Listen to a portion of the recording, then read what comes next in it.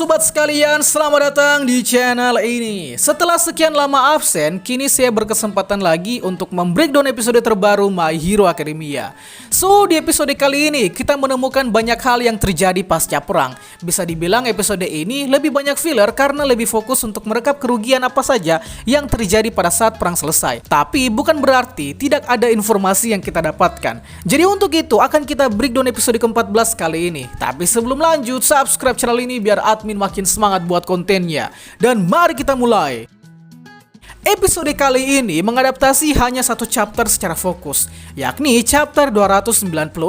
Dan beberapa di episode kali ini mengadaptasi 2-3 panel manga dari chapter 298. Kita awali dengan narasi dari Deku. Narasi kali ini seperti biasa dibawakan oleh Deku dewasa atau Deku versi di masa depan, di mana dia menggambarkan ke kita para penonton kalau menurut data yang dia baca dari Komisi Hero, terjadi banyak hal pasca perang Paranormal Liberation selesai. Dengan cara ini kita akhirnya tahu dari mana informasi yang Deku dari masa depan dapatkan. Bukan berasal dari wawancara, bukan berasal dari pengalaman pribadi, melainkan berasal dari informasi berdasarkan sudut pandang Notoland di Komisi Hero. Kita lalu beralih ke Redistro yang sedang diundang oleh Presiden Komisi Hero, yang mana undangan ini bertujuan untuk menjebak Redistro karena dia adalah dalang dari perang yang ada di kota Deika, tepatnya saat perang antara Meta Liberation versus League of Villains. Sayang sekali yang Komisi Hero lawan saat ini adalah Redistro versi cloningan Twice, dan cloningan ini berhasil membunuh rekannya sendiri maupun Nyonya Presiden, sehingga kelak Nyonya Presiden akan digantikan oleh Mera atau si cowok yang pernah menjadi panitia pengambilan lisensi sementara.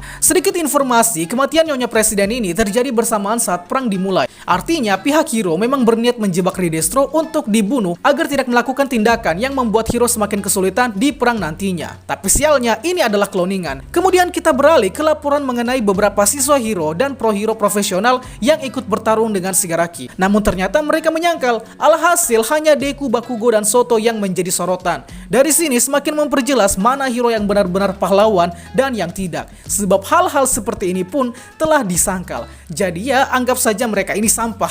Tapi satu hal yang disadari Deku adalah pasca dia bertarung dengan Shigaraki, dia mendapati ada yang meminta pertolongan di dalam inti jiwanya. Lantas siapakah itu? Tentunya adalah Shimuratenko. Dan dari sinilah tujuan Deku terhadap Shigaraki berubah 180 derajat.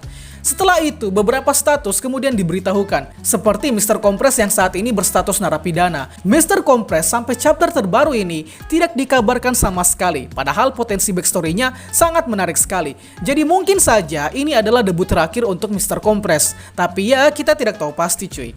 Kemudian ada salah seorang Nomu yang diikat dengan Maiden. Nah, Maiden ini adalah alat yang selama ini jadi pertanyaan fans. Sebenarnya ini alat apa dan digunakan untuk apa? So, alat ini fungsinya kurang lebih sama seperti batu laut di One Piece, seperti belenggu yang membuat kekuatan seseorang diblokir secara paksa. Jadinya selain Quirk, Erasure, dan Rewind, Maiden adalah solusi untuk memblokir Quirk. Kemudian beberapa oknum Paranormal Liberation seperti Redistro, Getten, dan Trumpet berhasil ditangkap. Dari pendapat saya, sepertinya para villain alumni Meta Liberation ini terlalu meremehkan kekuatan hero, seperti Redistro misalnya. Oke lah, kekuatannya memang bersifat destruktif, tapi lawan yang dihadapi adalah Aegisthus, yang dengan mudah kalau dia mau, dia bisa saja mencincang jantungnya dari dalam. Kemudian Getten yang terlalu berdarah panas untuk menghadapi Cementos, padahal Cementos didaulat sebagai salah satu guru paling kuat di sekolah Yue.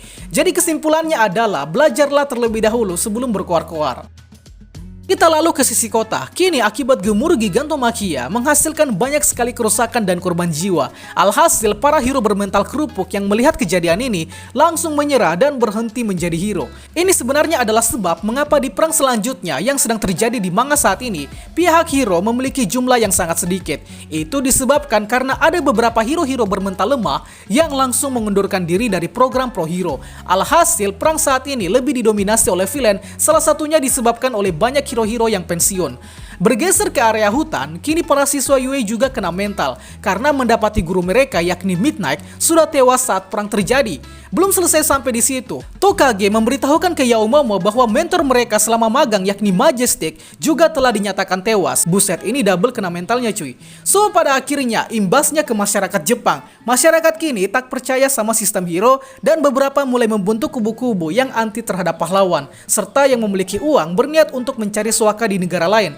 Di akhir ada All For One yang memerintahkan ke para Nomu untuk menyerbu Tartarus. So dengan begitu, episode kali ini akan membuka arc Tartarus Escape, arc yang fokus untuk memperlihatkan pembobolan penjara Tartarus sehingga membebaskan banyak villain, sehingga era villain di seluruh Jepang pun dimulai. Itulah pembahasan kita pada kali ini. Sanggap apabila ada yang kurang, request juga di kolom komentar untuk pembahasan selanjutnya, dan akhir kata, see you next time.